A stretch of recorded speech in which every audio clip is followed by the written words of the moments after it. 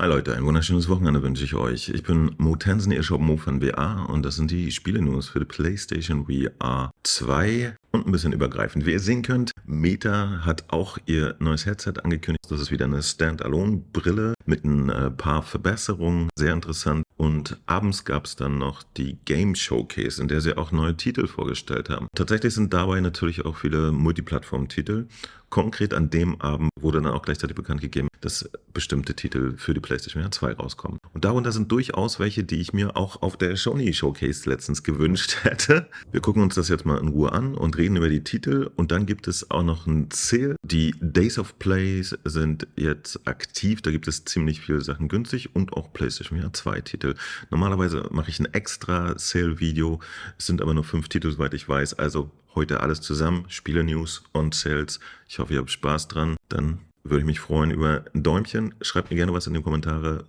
Und jetzt geht's los. Brille auf, setz die Brille auf, setz die Brille auf. Auf der Veranstaltung von Meta wurde halt ziemlich viel gezeigt. Einige Geschichten, die wir auch schon wussten, wie zum Beispiel Arizona Sunshine 2. Und es gibt so ein paar kleine Updates, die auch für uns interessant sind. Zum Beispiel wurde neues Material gezeigt zu Ghostbusters, Rise of the Ghost Lord. Das ist ja auch für die PlayStation VR 2 angekündigt. Ein Titel von N-Dreams, die auch mit dem exklusiven Synapse für die PlayStation VR 2 rauskommen im Juli. Ja, falls ihr das noch nicht mitgekriegt habt, also das ist klassisches Ghostbusters und das Schöne ist, man kann im Koop mit bis zu 4 Spielern dann einfach die Geister jagen. Und zwar ganz klassisch, ja, mit den Neutronenverstärkern oder wie die alle hießen. Ich habe die Begriffe nicht im Kopf. Was wir hier sehen in dem Trailer ist tatsächlich die Grafik der PC-Version, also entspricht die eher der PlayStation VR 2-Version als der Quest-Version. Und es ist zwar alles ein bisschen cartoonig, sieht aber eigentlich sehr gut aus vom Style her. Ich finde es nett, wird auf jeden Fall was Nettes. Ich glaube, das ist so eine eher lustige Variante von After the Fall am Ende des Tages. Ja. Wird sich rausstellen, wie cool das dann ist, aber auf jeden Fall ein schöner Titel, der dann noch auf uns zukommt. Und hier gab es jetzt das erste Mal ein bisschen Ingame-Material. Dann gibt es am 8. Juni auch neuen Content für Walkabout Minigolf. Es geht weiter mit Jules Verne-Themen. Das hier ist jetzt die Reise zum Mittelpunkt der Erde. Sieht sehr geil aus, muss ich sagen. Ja, also sie haben es echt raus mit ihrem Low-Poly-Style.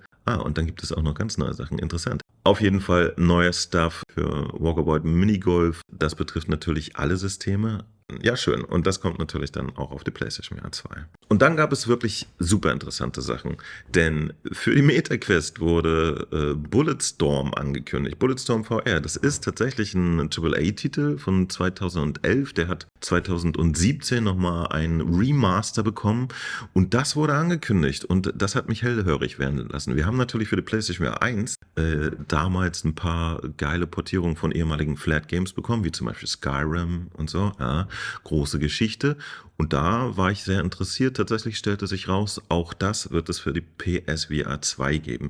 Wir kriegen also tatsächlich jetzt für die PlayStation VR 2 das erste ehemalige Flat Game aus der PlayStation 3 und 4 Ära in einer kompletten VR-Portierung. Und das ist natürlich super spannend. Ja. Ich sage die ganze Zeit, das ist super viel verschenktes Potenzial. Da sind viele Titel, die würden es von der Performance her problemlos in VR schaffen. Und kaum jemand packt das an. Sony hat das ganz wenig gemacht. Borderlands zum Beispiel hatten wir auch auf der PlayStation VR 1 und Doom 3 VR auch. Und das waren einfach großartige Geschichten. Die habe ich in Flat nie gespielt und dann in VR nachgeholt. Und da können wir uns jetzt drauf freuen. Also Bulletstorm VR angekündigt. Die Ankündigung wurde jetzt leider für die Show von Meta zurückgehalten. Ich hätte mich sehr gefreut, wenn das auch Sony schon auf ihrer Show vorgestellt hätte. Aber jetzt ist es endlich da und tatsächlich ein geiler Titel, auf den wir uns freuen können. Angekündigt ist der für later this year. Aber das ist doch schon wieder ein weiterer Titel, über den wir uns auf der PlayStation VR 2 dann auch richtig freuen können. Dann gab es noch The Seventh Guest von Vertigo Games. Das sind auch die Leute, die Arizona Sunshine machen und After the Fall. Und das ist quasi auch wieder eine VR-Version eines, in diesem Fall aber richtig alten Titels. Das ist jetzt kein Remaster oder so, sondern das wurde jetzt komplett neu gemacht für VR. Und The Seventh Guest ist halt so ein Puzzlespiel mit einem leichten Mystery-Horror-Faktor. Damals war es ein ganz großer Titel, kam auf mehreren CDs wegen irgendwelchen toll gerenderten Grafiken. Aber das war auch zu einer Zeit, wo ich nicht Flat gespielt habe, ja, oder eigentlich wenige Sachen, deswegen kenne ich den von den eigenen Erfahrungen nicht. Aber jetzt können wir das auch nochmal in VR nachhören. Auch dieser Titel stellte sich raus, den wird es auch für die PlayStation VR 2 geben. Fantastische Geschichte. Dann von Fast Travel Games gibt es Vampire the Masquerade. Und das ist nicht nur auch im PlayStation Store schon aufgetaucht in unserem PSVR 2 Rubriken, sondern es gibt auch einen Blogartikel dazu. Ich lese mal rein. Hi, wir haben der Welt gerade unser nächstes Spiel vorgestellt. Es ist ein PSVR 2 Abenteuer-Rollenspiel, das in der vielschichtigen Welt von Vampire the Masquerade spielt. Ihr schlüpft in die Rolle von Justice, einem Vampir aus dem Clan der Banu Hakim, der von New York ins düstere und geheimnisvolle Venedig in Italien reist, um den Verantwortlichen für die endgültigen Tode seines Vaters ausfindig zu machen. Werdet ein gerissener Vampir. Mit Vampiren dem The Masquerade Justice wollen wir ein Spiel entwickeln, in dem sich die Spieler vollständig in die Rolle eines gerissenen Vampirs hineinversetzen und bei dem wir die Stärken der PlayStation VR 2 ausschöpfen können. Blablabla, jetzt kommen Details, wie stark die PlayStation VR 2 ist und was sie kann, wissen wir alle. Als Vampir stehen euch allerlei Mittel zur Verfügung, um euch vor euren Feinden zu verstecken oder sie, wenn nötig, mit tödlicher Gewalt zu überraschen und sie zu beseitigen. Schleicht euch an euer Opfer heran, um ihr Blut zu trinken, entfesselt mächtige Kräfte und reißt sie in Stücke oder werdet von ihren Augen unsichtbar. Ihr entscheidet, wie ihr die einzelnen Szenarien bewältigt. Werdet zum Spitzenpredator. Als Vampir seid ihr zwar unmenschlich stark und schnell, aber ihr könnt noch immer verletzt werden. Euer Widersacher werden euch vor großen Herausforderungen stellen und euch dazu zwingen, eure Kräfte geschickt einzusetzen. Die Kombination aus Schleichen und schnellen Angriffen bringt einen meist weit, doch man kann sich ebenso gut auf seine Überzeugungskraft verlassen. Okay, also ganz interessant. Wir sind ein Vampir unterwegs in Venedig, also Gummistiefel einziehen und mal gucken, wie groß jetzt der Rollenspielanteil da ist.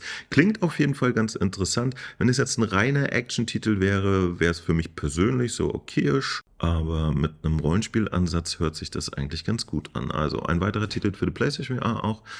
2, auf den wir uns freuen können. Von weiteren Titeln, die auch angekündigt wurden, wissen wir noch nichts offiziell, dass es für die PlayStation VR 2 kommt, aber ich rechne mal damit, dass ein paar Geschichten da auch noch rausfallen, weil sie auch bisher auf der PlayStation rausgekommen sind oder von Entwicklern sind, die bereits auf der PlayStation VR 2 released haben. Insofern könnte es sein, dass wir nächsten Tage noch ein paar weitere Neuigkeiten aus der Ecke kommen.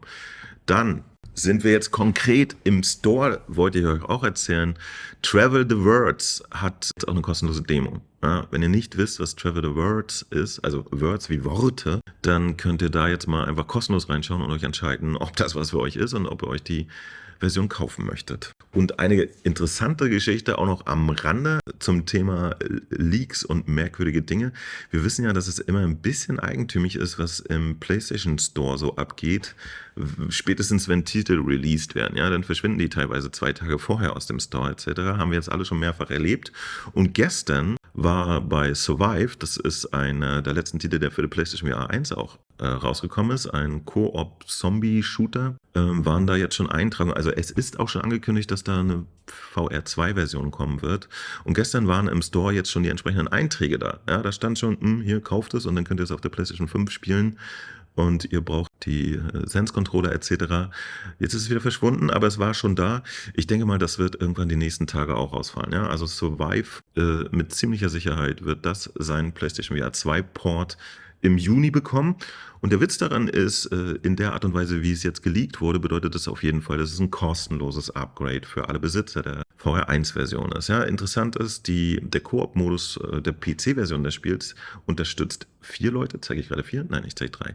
4 Leute. Auf der PlayStation unterstützt nur 2 Leute. Interessant wird, ob es auf der PSVR 2 dann auch wieder 4 Leute unterstützen wird. Dann wäre es vielleicht schönes Material für die Noob Nation. Grüße gehen raus. Jetzt haben wir die ganzen Spiele-News abgefrühstückt. Jetzt kümmern wir uns nochmal um die Dinge, die im Rahmen der Days of Play im Sale sind. Ich mache es kurz und gebe euch jeweils einen kleinen Tipp zu dem Thema. Also, Tetris Effect ist bis zum 13.06. statt 40 € für 29,99 zu haben. Tetris Effect ist fantastisch. Ich liebe das Ding, ja, obwohl es nur Tetris ist. Es ist so viel Tetris, dass man bis zum Ende seines Lebens da Spaß dran haben kann. Man kann es am Monitor und in VR spielen. Und es hat halt mit dem Connect-Update jetzt auch einen Multiplayer bekommen. Also Spaß ohne Ende. Die 40 Euro finde ich, ist es wert. Die 30 jetzt sowieso. Falls ihr da noch nicht sicher wart, schlagt einfach zu. Ich empfehle es sehr. Vom selben Entwickler ist auch Res Infinity. Auch das ist ein Titel, den ich innig liebe. Schon auf dem Dreamcast gespielt habe, dann in der VR-Version auf der PlayStation VR 1. Den gibt es jetzt auch auf der PlayStation 5 und der PlayStation VR 2, also auch am Monitor und in VR spielbar.